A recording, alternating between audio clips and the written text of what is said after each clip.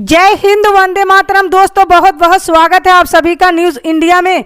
और अभी तक आपने इस वीडियो को लाइक नहीं किए तो लाइक कर लीजिए, और चैनल पर नए हैं तो चैनल को सब्सक्राइब कर लीजिए, साथ में बेल आइकन भी प्रेस कर लीजिए और वीडियो को ज़्यादा से ज़्यादा शेयर कीजिए।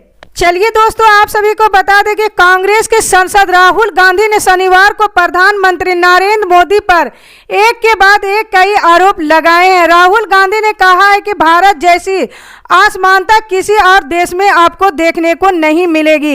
उन्होंने कहा है कि यूपीए के समय में भारत में प्रधानमंत्री होता था, जबकि आज के हिंदुस्तान में प्रधानमंत्री की जगह राजा है। राहुल ने कहा है कि अगर प्रधानमंत्री सबके लिए काम नहीं करता है तो वो प्रधानमंत्री नहीं होता। आज के प्रधानमंत्री नरेंद्र मोदी प्रधानमंत्री नहीं है, वे सबके लिए काम नहीं करते हैं। राहुल गांधी ने कहा है कि हिंदुस्तान के किसान एक साल ठंड में कोरोना के बीच अपनी मांगों को लेकर सड़कों पर डटे थे, लेकिन प्रधानमंत्री नरेंद्र मोदी ने उनसे बात करने की कोशिश तक नहीं की। उन्होंने सवाल पूछते हुए कहा कि क्या कभी प्रधानमंत्री ने किसानों से पूछा है कि मुझे बताओ कि आप लोगों की परेशानी क्या है? क्या प्रधानमंत्री ने किसानों से कहा है कि आओ मेरे ऑफिस, अपनी समस्याओं के बारे में मुझसे बात करो, मुझे समझाओ कि ये कानून आपको क्यों अच्छे नहीं लगते, इनमें क्या कमियां हैं? क्रिकेटर से राजनेता बने नवजोत सिंह सिद्धू अपनी बेबाक अंदाज और शेरो शायरी के लिए राजनीतिक में भी उतने ही लोकप्रिय रहे जितने कि वो टीवी चैनलों पर प्रसारित होने वाले लाफ्टर शो में रहे हैं। फिलहाल पंजाब विधानसभा चुनाव में वो फिर से सुर्खियों में हैं। इसके पीछे उनकी राज्य का मुख्यमंत्री बनने की महत्वाकांक्षा है। फिलहाल वो पंजाब कांग्रेस के अध्यक्ष हैं और अमृतसर पूर्व विधानसभा सीट से विधायक है। इस बार भी वो इसी सीट से कांग्रेस के उम्मीदवार हैं। 2017 में उन्होंने बीजेपी से पाला बदलकर कांग्रेस का हाथ थाम लिया था, तब कांग्रेस ने उन्हें इसी सीट से उम्मीदवार बनाया था। इससे पहले 2012 के चुनाव में उनकी पत्नी नवजोत और इसी सीट से बीजेपी की विधायक चुनी गई थी।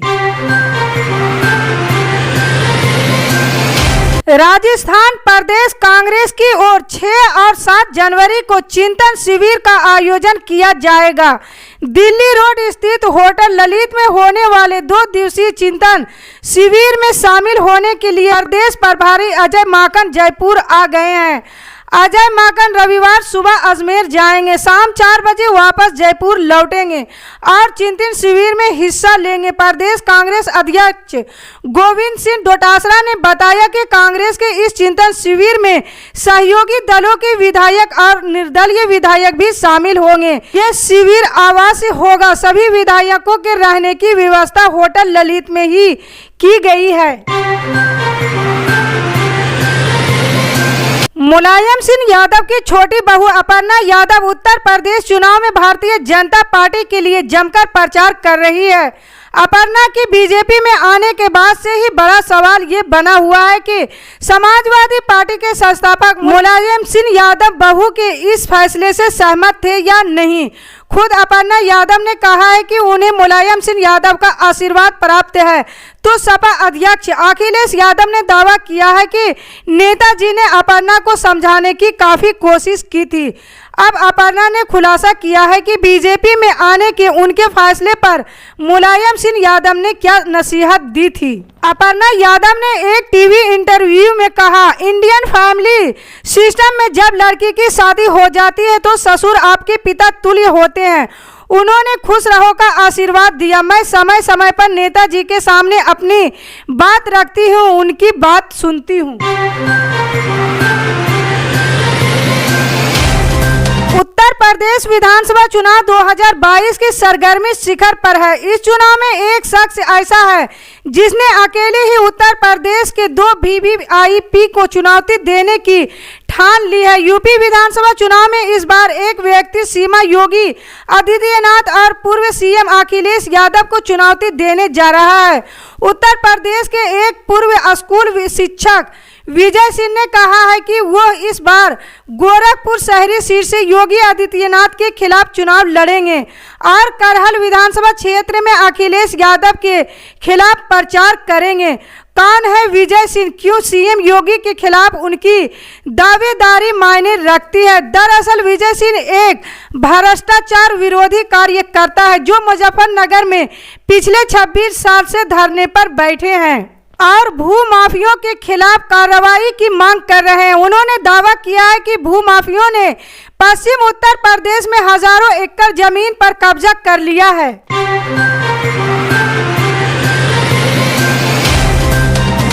उत्तर प्रदेश के गाजियाबाद में मेरठ से लौट रहे हैदराबाद के सांसद असदुद्दीन अवैसी पर हमला हुआ था। पुलिस ने इस मामले में 2 आरोपियों को गिरफ्तार कर लिया था। हमलावर ने अब हथियार लेने से लेकर असदुद्दीन अवैसी पर फायरिंग करने और मौके से फरार होने तक पुलिस की पूछताछ में कई खुलासे किए हैं। पुलिस के मुताबिक असदुद्दीन अवैसी पर फायरिंग करने वाला आरोपी सचिन बड़ा नेता बनना चाहता था। उसने पुलिस को बताया है कि वो असदुद्दीन अवैसी की स्पीच से गुस्से में रहता था। अवैसी की स्पीच से आहत होकर उसने अपने करीबी दोस्त शुभम के साथ मिलकर हत्या की साजिश रची थी। उसने मेरठ के अपने दोस्त आलिम से पिस्टल ली थी। पंजाब में विधानसभा चुनाव होने जा रहे हैं। कांग्रेस के प्रदेश अध्यक्ष नवजोत सिंह सिद्धू अमृतसर ईस्ट सीट से चुनाव मैदान में है। नवजोत सिंह सिद्धू ने आज तक से बात करते हुए चुनाव से जुड़े हर पहलू और मुख्यमंत्री की कुर्सी को लेकर बेबाकी से अपनी बात रखी। सिद्धू ने कहा है कि बदलाव के लिए कुर्सी जरूरी नहीं है, दृष्टि होनी चाहिए। सीएम को लेकर एक सवाल पर सिद्धू ने कहा कि हाईकमान का जो भी फैसला होगा वो हम सहजता से स्वीकार करेंगे, अंतिम सांस तक कांग्रेस में ही रहेंगे। चरणजीत सिंह चन्नी के 2 दलित चेहरे के तौर पर प्रस्तुत किए जाने से जुड़े सवाल पर उन्होंने कहा कि पंजाब जाति से नहीं मुद्दों से बदलेगा, पार्टी की जो लाइन होगी वही हमारी लाइन है। सिद्धू ने कहा कि सवाल है कि बदलेगा कौन, कैसे बदलेगा, इसे बदलेगा वो जो इस माफिया सिस्टम में न रहा हो। ये धर्म की लड़ाई है, धर्म ये है कि पंजाब के लोगों का कल्याण हो। विधानसभा चुनाव अधिसूचना जारी होने के बाद प्रधानमंत्री मोदी की अब धीरे धीरे एंट्री हो रही है। केंद्रीय गृह मंत्री अमित शाह दर्जन भर से अधिक बार पश्चिमी उत्तर प्रदेश हो आए और पूरी सूझबूझ से राज्य में फिर भाजपा की सरकार बनाने के लिए हर दांव चल रहे हैं। शुक्रवार को उन्होंने गोरखपुर में फिर से 300 से अधिक सीटें जीतने का दावा किया है। भाजपा के आईटी सेल के प्रमुख अमित मालवीय को 250 से 300 सीटें जीत लेने का भरोसा किया है। प्रयागराज से ज्ञानेश्वर शुक्ला का कहना है कि 225 से 225 सीटें भाजपा की झोली में आएगी। पंजाब की चुनावी घमासान के बीच सत्ताधारी पार्टी कांग्रेस के भीतर मुख्यमंत्री पद की उम्मीदवारी को लेकर एक घमासान चल रहा है।